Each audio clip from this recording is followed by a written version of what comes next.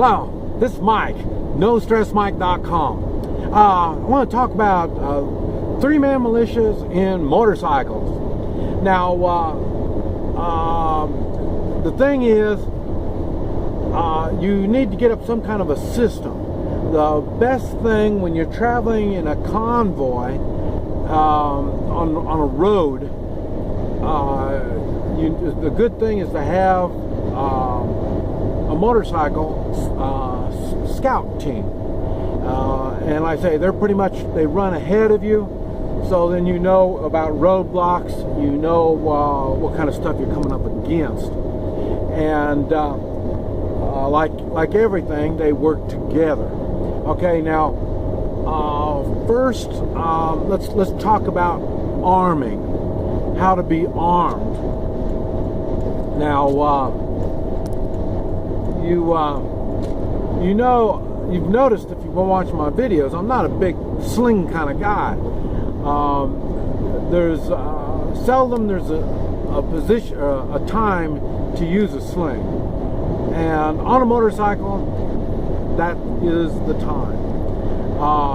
Like I say, it's mainly for young men, because as you get older, you realize you don't want to have a piece of iron tied to you when you're rolling around. So, but I say, on a motorcycle, that's basically about your only option. The first thing is a lanyard.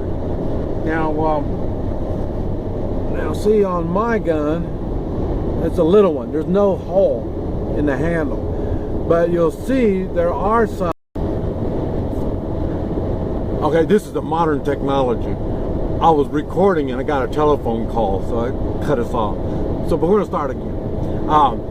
I think where we left off, you have your weapons hooked to you, and I don't even know where my weapon went. So, but yeah, on your handgun, on the end, there'll be a little hole. That's for your lanyard, and you'll have your lanyard going across you, and you'll have one handgun on each side.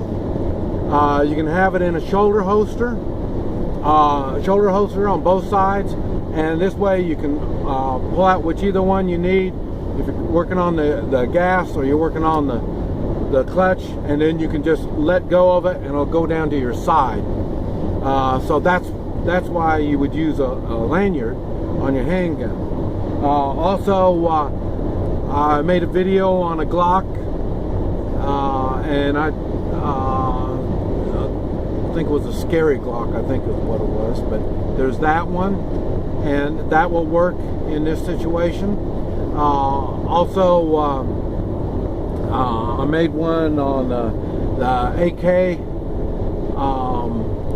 might have been a scary AK, as a matter of fact, but I had it on my chest. The same thing, you'd have to put that on a sling, and that was an AK pistol, and but you could use something like that. Another thing would be shotgun, double barrel, or let's see, side by side, or an over and under, and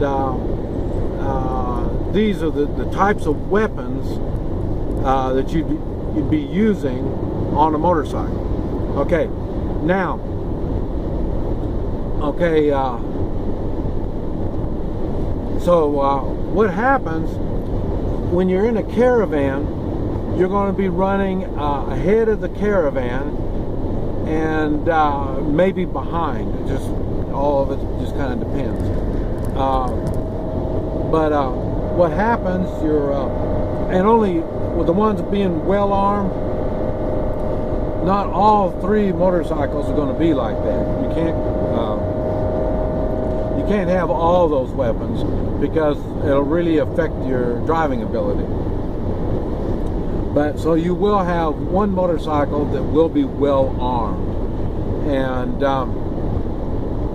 so what you're going to have, you're going to be running ahead of the convoy. You're going to have radio communications. And now what happens as you're going, and no, like I say, all this depends on the circumstances. If we're talking about a Mad Max type shit hits the fan, then what you're going to be doing is you're going ahead and you see trouble, you make a U-turn and get back. But it's just like all the three-man militia stuff, we can't afford to lose anybody. All of our tactics are also everyone stays safe. And so like I say, so when you're running ahead, you got to be able to make your U-turn and get out of there. That's why I was saying you can't be really well armed, the one up front. And then, like I say, that's his job, is to run ahead like a scout and check the road right ahead. So, but these are things that you need to be considering how you're going to do this. And at the same time, when you're stopping, okay, like here, we're stopped, and then you will have a motorcycle behind you, and you'll have one in front of you, and that's to let you know when people are coming. So, and in some cases, they'll be able to stop whatever it is that's coming, or give you enough warning so you can either prepare or get off the road, or whatever circumstances calls for. Because like I say, these are tactics that you're going to be using under extreme conditions. But you won't know these extreme conditions until the time comes. It's the same thing when I'm traveling through Mexico. I don't know these are extreme conditions. I'm coming through an area that I don't know anything about. And it may be military that stops me first, and I don't understand what's going on, so, and they're looking for I don't know what, and it ends up I'm going into rebel territory. And like I say, the rebels will be stopping me on down the line, and they're going to be looking for no telling what. So and it'll be the same thing in a shit hit the fan situation. You're going to have military and police, militias stopping you. You need to find out what they're stopping you for, what's going on, so you understand what you're getting into. Now, they might be telling me when I'm going through Mexico, but in Central America, I don't speak Spanish, so I don't understand what they're saying. So, but you do need to know what's ahead of you, and normally these are the people that will tell you if you can trust them. And then it'd be the same thing on the rebels or bandits that stop me. I'm dependent on what information I can get from them. So the information is very much needed, and it's much easier to get it when you have motorcycles coming in first.